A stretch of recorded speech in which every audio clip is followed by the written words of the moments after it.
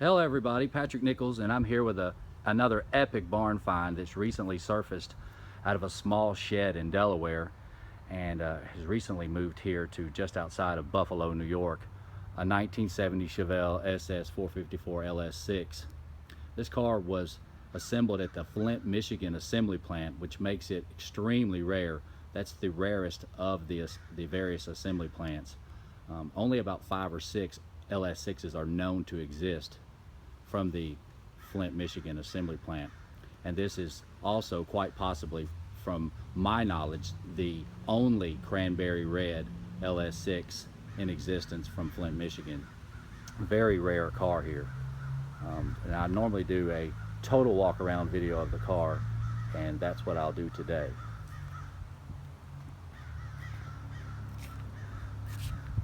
You can see the car came equipped with cowl induction and all of the patina that is still in place with this unbelievable barn find cranberry red. And those people who know me know that there's nothing like a cranberry red 70 Chevelle, in my opinion.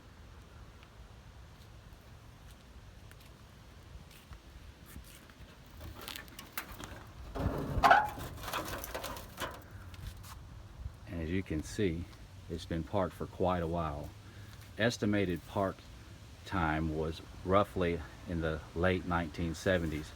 It received some day 2 mods, which was definitely common. As you can see, the custom valve covers and the old school Mallory ignition box.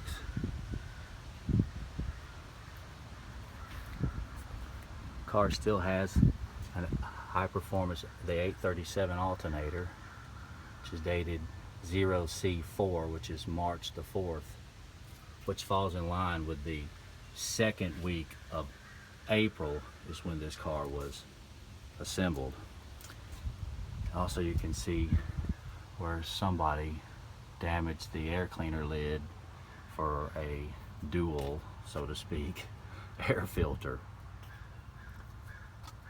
Has a correct LS6 fan, which is the non-dated version. This is not the 064, this is the non-dated version, with the 060 pulley and the 291 lower pulley, which you can see has been in place for a long period of time. Plastic inner fenders. Again, this is a Flint, Michigan car, so a lot of things on this car will be oddball to the Chevelle enthusiasts in the Chevelle circles. Those of you who know, Flint was on strike for a good portion of the year, the 1970 model year, and generally did not report a lot of production up until roughly about February of 70. And you can see the cow tag, which is 70, and the 13637 two-door hardtop, FL for Flint. 220-222-0125 is a data processing number for the Flint, Michigan assembly plant. And the 756, of course, is black bucket seats. 75 cranberry red, B for black vinyl top, and 04B for April, second week. Really, really nice car.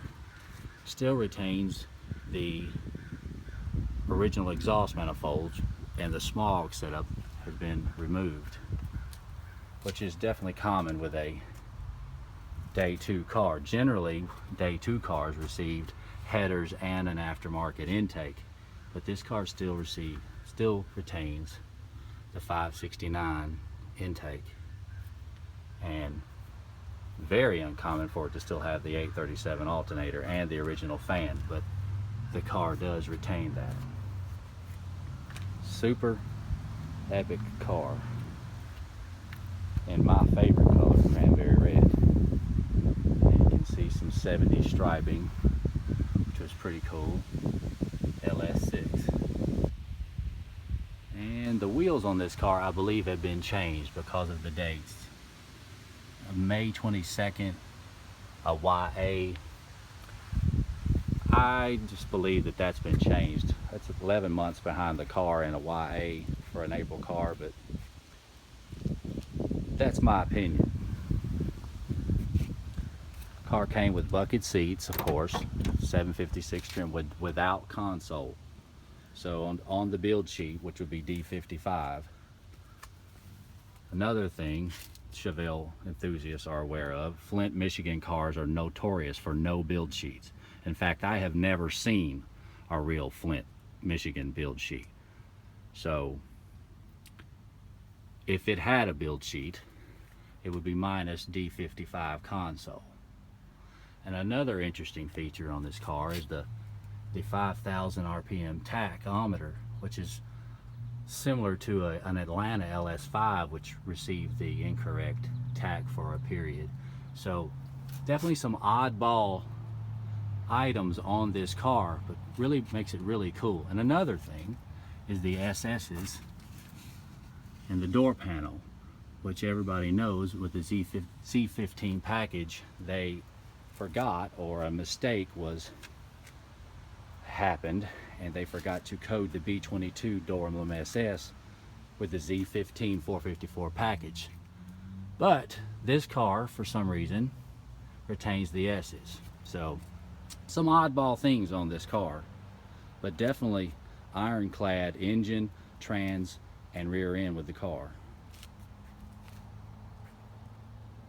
Car has some rust, but definitely not much. Very, very solid car.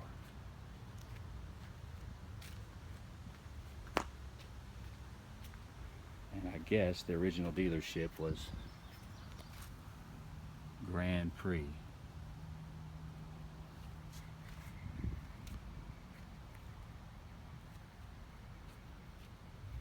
And I am casting a shadow on this car, so please forgive me for that. You can see the trim rings to the wheels. The original cooling decal. And the 454, 450 horse emission control sticker. Also in the rear, in the trunk, is the original 165 fan shroud. And those Chevelle enthusiasts understand that that is an assembly line fan shroud, very hard to find. Not the 914, which is the GM replacement for the 4-row radiator. And you can see this car was equipped with a 3-row radiator because this portion is not cut. If it was with a 4-core, that lip, that extra portion there, would have been cut and removed. So which tells you that this car was not a 410 rear end car. It would have a different fan shroud if that's the original. That's assuming that's the original fan shroud to this car.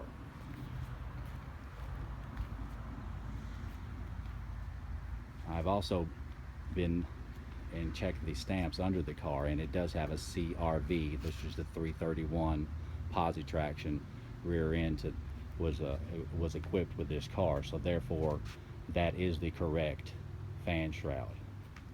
Very hard to find fan shroud. About $750. Tough.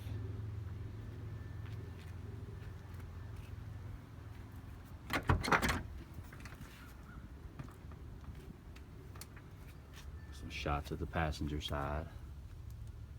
The car came equipped with AM stereo radio, which had two dash speakers and 2 rear speakers,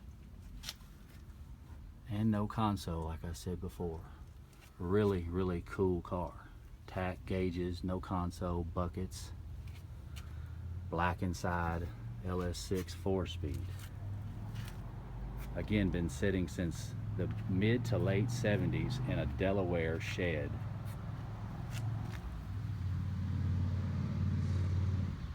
And in my opinion, the wheels have been changed, but there's no build sheet to the car to investigate that any further. You can see the debris from how long it was sitting.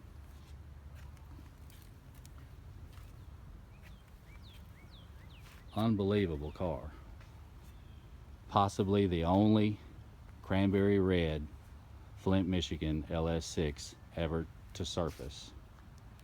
With numbers matching motor, trans, and rear end. The VIN is on the oil filter boss, and the VIN is also on the M22 trans. The WO trans tag is present, which I've checked. And you can also see the bracket for the original smog pump is still in place. All of you 70s Chevelle enthusiasts will definitely appreciate this car. This is one of the most unbelievable barn finds you will ever come across.